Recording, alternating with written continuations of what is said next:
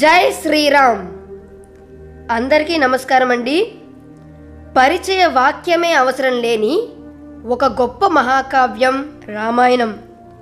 భారతదేశం అనగా నేటి భారతదేశంలో పుట్టడం అనేది అదృష్టమైతే, శ్రీరామ శబ్దం పలకడం మరియు వినడం అనేది కోటి జన్మల పుణ్యఫలం. అంతటి అద్భుత కావ్యమైన రామాయణం గూర్చి వివరించడానికి నాకు తగినంత వయస్సు కానీ అనుభవం కానీ లేవు. కాకపోతే ఈ గ్రంథంలోని పాత్రల ఔచిత్యాన్ని కాపాడుతూ సందర్భానుసారంగా పాత్రలకు అనుగుణంగా నా గొంతును మార్చి చదివి మీకు వినిపించి మిమ్మల్ని ఆనందింపచేయాలని చేస్తున్న నా ఈ చిన్న ప్రయత్నంలో ఏవైనా లోపాలుంటే పెద్ద మనసుతో మన్నిస్తారని ఆశిస్తున్నాను. ఇక ఈరోజు కథాంశంలోకి వెళ్దామా? శ్రీమద్ రామాయణము అరణ్యకాండ 65వ భాగము. వినదగునెవ్వరు చెప్పిన అని ఈనాడు ఒక సామెత ఉంది. శ్రీరాముడు అక్షరాల ఆ సూత్రాన్నే పాటించాడు. లక్ష్మణుడు తనకన్నా చిన్నవాడు, కానీ తనకు నీతి బోధ చేశాడు. శ్రీరాముడు లక్ష్మణుడు చెప్పిన మాటలను శ్రద్ధగా విన్నాడు. ఎదురు చెప్పలేదు, బదులు చెప్పలేదు, తర్కించలేదు, విమర్శించలేదు. మౌనంగా అంగీకరించాడు. తన కోపాన్ని తనలోనే అణచుకున్నాడు. ఎత్తిన ధనుస్సును దించాడు. తమ్ముని ముందు తల వంచి క్లుప్తంగా ఇలా అన్నాడు: తమ్ముడా లక్ష్మణ, ఇప్పుడు మనం ఏమి చేద్దాము? ఎక్కడికి వెళదాము? సీత గురించిన ఆధారాలు ఏ ఉపాయంతో దొరుకుతాయో ఆలోచించు అని అన్నాడు. అన్నయ్య శాంతించడంతో లక్ష్మణుడికి ఉత్సాహం పెల్లుబికింది. అన్నయ్య, ఎటువంటి పెనుగాలి వీచినా పర్వతము చలించనట్టు ఎన్ని కష్టములు వచ్చినా నీ వంటి ధీరోదాత్తులు చలించకూడదు. ధైర్యంగా ఎదుర్కోవాలి, విజయం సాధించాలి. అన్నయ్య, సీతను ఆ రాక్షసులు ఏమి చేసినా ఈ అడవిలోనే చెయ్యాలి. ఎందుకంటే ఈ జనస్థానము రాక్షసులకు బలమైన స్థావరము. అందుకని మనము ఈ అడవిని క్షుణ్ణంగా వెతుకుతాము. మనకు సరి అయిన ఆధారాలు లభిస్తాయి. వాటి ద్వారా సీత జాడ తెలుసుకుందాము. మనమిద్దరం కలిసి వెతుకుదాము అని అన్నాడు. వెంటనే మారు మాటాడక రాముడు లక్ష్మణుని అనుసరించాడు. ఇద్దరూ అడవిలో సీత కోసం వెతకడం మొదలుపెట్టారు. వారి శ్రమ త్వరలోనే ఫలించింది. రావణుడు తన రెక్కలు విరగ్గొట్టగానే జటాయువు ఎగురుతూ పోయి అల్లంత దూరంలో పడ్డాడు. బాధతో మూలుగుతున్నాడు. కొండంత ఎత్తున నేల మీద పడి ఉన్న జటాయువును చూశారు రామలక్ష్మణులు. రామునిలో ఆవేశం పెల్లుబికింది.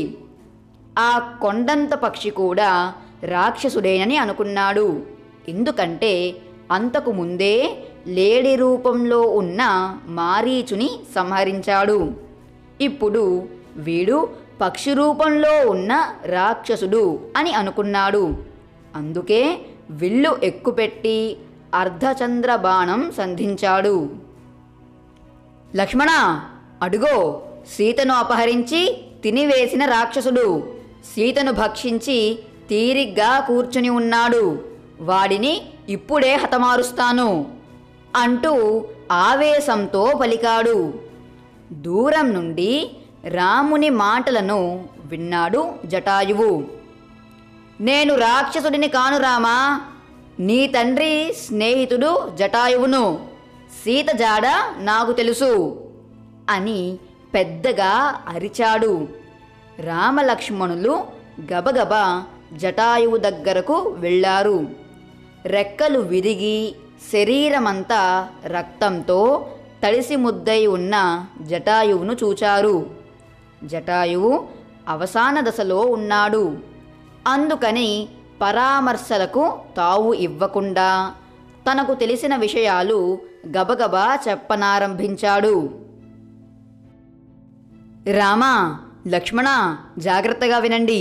సీతను అపహరించింది, నా రెక్కలు విరగ్గొట్టినది రావణుడు అనే రాక్షసరాజు. సీతను రావణుడు అపహరించి ఎత్తుకుపోవడం నేను కళ్ళారా చూశాను. అతనితో నేను పోరాడాను.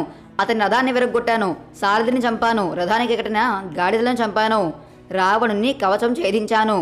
రావణుడు కత్తితో నా రెక్కలు ఖండించాడు. నేను కింద పడిపోగానే రావణుడు సీతను ఎత్తుకుని అదిగో ఆకాశ మార్గంలో ఎగిరిపోయాడు. ఇప్పటికే ఆ రాక్షసుడు నన్ను చంపాడు, ఇంకా నువ్వేమి చంపుతావు అని అన్నాడు జటాయువు కంగారుగా. రాముడు ధనుస్సును కింద పడేశాడు. రామలక్ష్మణులు జటాయువును కౌగలించుకున్నారు. సీత కోసరం తన ప్రాణాలను బలిపెట్టిన జటాయువును పట్టుకొని ఏడ్చారు. జటాయువు ఊపిరి భారంగా తీస్తున్నాడు. చూచావా నా దౌర్భాగ్యము? రాజ్యం పోయింది, తండ్రి పోయాడు, నా భార్య అపహరించబడింది. ఇప్పుడు నా పితృ సమానుడు జటాయువు కూడా పోతున్నాడు. నేను ముట్టుకుంటే మహాసముద్రాలు కూడా ఎండిపోతున్నాయి.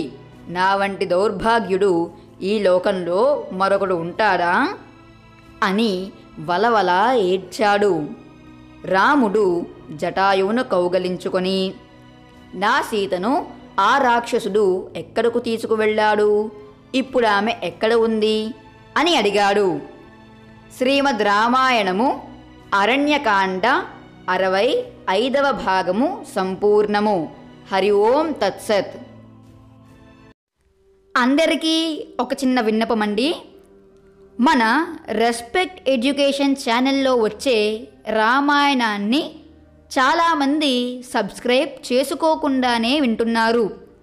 100కి ఒక 20 మంది సబ్స్క్రైబ్ చేసుకుంటే మిగిలిన 80 మంది మాత్రం సబ్స్క్రైబ్ చేసుకోకుండానే వింటున్నారు. కనుక మన రెస్పెక్ట్ ఎడ్యుకేషన్ ఛానల్ని లైక్ చేసి మీ ఫ్రెండ్స్ అండ్ ఫ్యామిలీ మెంబర్స్కి షేర్ చేసి మన ఛానల్ని సబ్స్క్రైబ్ చేసుకుని నన్ను మరింత ప్రోత్సహిస్తారని ఆశిస్తున్నాను. నేను మీ మంత్రి సృజన్ ప్రసాద్.